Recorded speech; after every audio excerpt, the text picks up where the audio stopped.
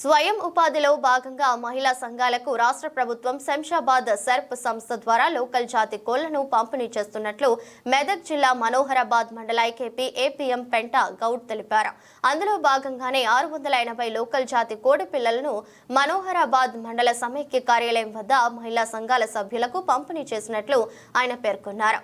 నిరుపేద మహిళలు ఆర్థికంగా నిలదొక్కుకోవడానికి రాష్ట్ర ప్రభుత్వం ప్రవేశపెట్టిన ఈ పథకాన్ని సద్వినియోగం చేసుకోవాలని పెంట గౌడ్ పిలుపునిచ్చారు.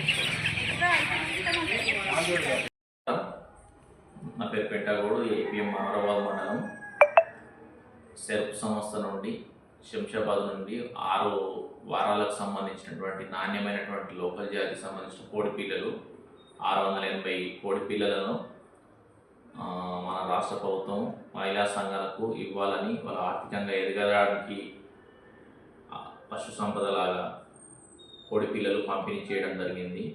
ఒక్కొక్క కోడి పిల్ల 110 రూపాయలు, 680 కోడి పిల్లలు పంపిణీ చేయడం జరిగింది.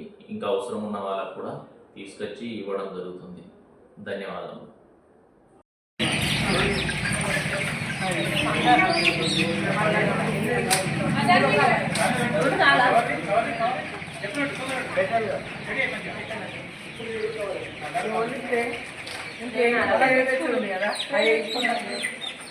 డబ్బా తీసుకుంటా చచ్చిపోతే అది బస్తానా ఫోన్ కూడా కింద మళ్ళా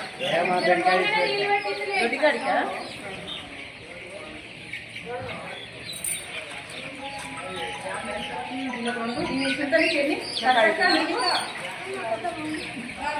గుడ్డు పెట్టేది చేస్తా, రోజు గుడ్డు పెట్టేది గుడ్డేది కావు